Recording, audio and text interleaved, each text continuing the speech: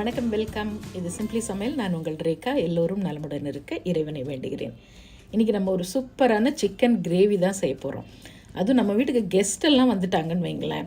நம்ம எப்பயுமே அந்த கிரேவி செய்யும்போது கொஞ்சம் நிறைய கிரேவி வேணும், அப்போ தான் எல்லாருக்கும் வைக்கிறதுக்கு தாராளமாக இருக்கும் அப்படின்னு யோசிப்போம்.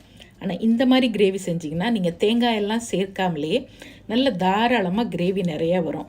தோசை, சப்பாத்தி, ஆப்பம், இடியாப்பம் எல்லாத்துக்கூடையும் வச்சு தாராளமாக எல்லோரும் நல்லா நிறைவாக சாப்பிட்லாம். இந்த சிக்கன் கிரேவியை இன்றைக்கி எப்படி செய்யலான்னு பார்க்கலாம் வாங்க. நம்ம சேனலை புதுசாக பார்க்குறவங்க சேனல் பிடிச்சிருந்ததுன்னா மறக்காமல் சப்ஸ்கிரைப் பண்ணிக்கோங்க. பெல் ஐக்கான் கிளிக் பண்ணிவிடுங்க. ஆல் பட்டனும் ப்ரெஸ் பண்ண மறந்துடாதீங்க.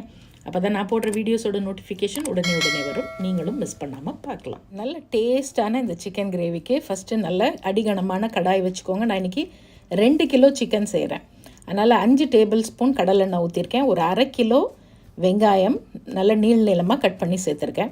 இந்த வெங்காயம் கொஞ்சம் அப்படியே லைட்டாக ஒரு கண்ணாடி பதம் வதங்கட்டும். அதுக்குள்ளே ஒரு 4 பழமான தக்காளியை கொதிக்கிற தண்ணியில் போட்டு தோலை உரிச்சிட்டு அதை கட் பண்ணி இந்த மாதிரி மிக்சியில் சேர்த்துருக்கேன். இது கூடவே கண்ணாடி பதமாக வதங்கியிருக்கு பாருங்கள் வெங்காயம். அந்த வெங்காயத்துலேருந்து கொஞ்சமாக, அதாவது ஒரு கரண்டி அளவு வெங்காயத்தை எடுத்து இந்த தக்காளி கூடையே போட்டுக்குங்க. கூடவே முந்திரி ஒரு 6லேருந்து 8 முந்திரி, ஃப்ரெஷ்ஷான கொத்தமல்லி கொஞ்சம், அதையும் சேர்த்து இதை ஒரு பேஸ்ட்டாக அரைச்சிட்டு வந்துடலாம். ஸோ இதை அரைச்சி சேர்க்கும் போது கிரேவி நல்லா வரும், செம்ம டேஸ்ட்டாகவும் இருக்கும். ஸோ இது ஆறட்டும், அரைச்சிட்டு வந்துடலாம். அதுக்குள்ளே இப்போ வெங்காயம் கொஞ்சம் நல்லா பொன்னிறமாக வதங்கிருச்சு பார்த்திங்களா. நான் தாளிப்புக்கு எதுவுமே சேர்க்கல, எதுவுமே போட வேண்டாம். இப்போ 4 டேபிள் ஸ்பூன் இஞ்சி பூண்டு விழுது சேர்க்குறேன். 1 கிலோ சிக்கனுக்கு 2 டேபிள் ஸ்பூன் கணக்கில் 4 டேபிள் ஸ்பூன் இஞ்சி பூண்டு விழுது சேர்த்து அதையும் பச்சை வாசனை போக வதக்கி விட்டுட்டு இப்போ மிதமான தீயில் வச்சுட்டு மசாலாஸ்லாம் சேர்த்துக்கலாம்.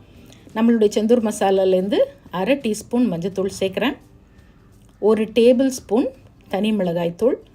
உங்களுக்கு நல்ல காரமாக வேணும்னா இன்னொரு அரை டேபிள் ஸ்பூன் சேர்த்துக்கலாம். நல்ல கலர் வேணும்னா நம்மளுடைய செந்தூர் காஷ்மீரி மிளகாய்த்தூளும் 1 டேபிள் ஸ்பூன் சேர்த்துக்கலாம். அதுக்கப்புறம் 2 டேபிள் ஸ்பூன் செந்தூர் தனியாத்தூள், அதாவது கொத்தமல்லி தூள், வர கொத்தமல்லி தூள் இருக்கு இல்லையா, அது 2 டேபிள் ஸ்பூன். அப்புறம் நம்மளுடைய செந்தூர் கறி மசாலாவில் 2 டேபிள் ஸ்பூன். வேணுங்கிறவங்க நம்மக்கிட்ட நீங்கள் ஆர்டர் போட்டு வாங்கிக்கலாம். இல்லை நீங்கள் வீட்டில் அரைச்சி வச்சுருக்க தூள், கறி மசாலா தூள் அரைச்சி வச்சுருந்தீங்கன்னா அதையும் சேர்த்துக்குங்க. எப்பயுமே இந்த மசாலா பொருட்கள்லாம் போடும்போது தீ ரொம்ப மிதமாக இருக்கணும்.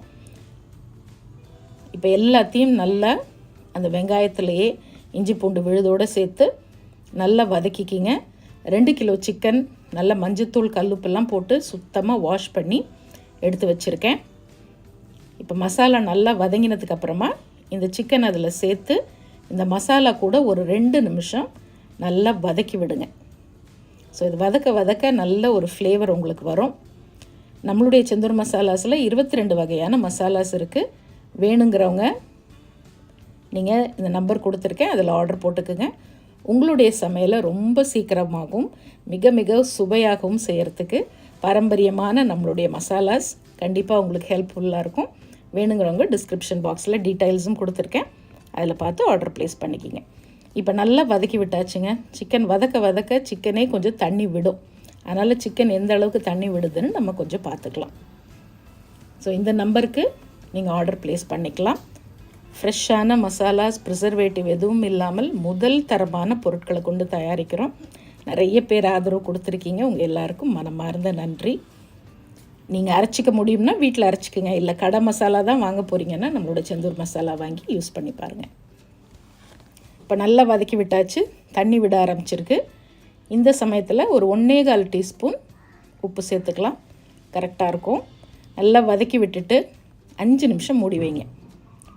நல்ல மசாலாவோட அந்த பச்சை வாசனைலாம் போய் சிக்கன் எந்த அளவுக்கு தண்ணி விடுதுன்னு பார்த்துக்கலாம். அதுக்கு தகுந்த மாதிரி நம்ம அப்புறம் மசாலா அரைச்சி வச்சுருக்கோம் இல்லையா, தக்காளி, வதக்கின வெங்காயம், ஃப்ரெஷ்ஷான கொத்தமல்லி, ஒரு 7-8 முந்திரி சேர்ந்து பேஸ்ட் அரைச்சிருக்கோம். அந்த பேஸ்ட்டை இப்போ இதில் சேர்த்துருவோம். நான் இதில் தேங்காவே போடல, ஆனால் எவ்வளோ தாராளமாக கிரேவி வரும் பாருங்கள். மசாலா கூட சேர்ந்து இப்போ சிக்கன் எல்லாத்தையும் ஒரு 2 நிமிஷம் மறுபடியும் நல்லா வதக்கி விட்டுட்டு இந்த சமயத்தில் உப்பு காரமெல்லாம் கரெக்டாக இருக்கான்னு ஒரு தடவை செக் பண்ணிக்கிங்க. சில பேருக்கு காரம் கொஞ்சம் சுருக்குன்னு தூக்கலாக இருந்தால் பிடிக்குன்றவங்க, பத்தாமல் இருந்துச்சுன்னா இந்த, ஏன்னா நான் செய்கிறது எப்பயுமே ரொம்ப மிதமான காரத்தில் தான் இருக்கும். இப்போ கொஞ்சமாக அந்த மிக்ஸியை அரைச்சோம் இல்லையா, அதில் கொஞ்சம் தண்ணி ஊற்றி ஆட் பண்ணியிருக்கேன்.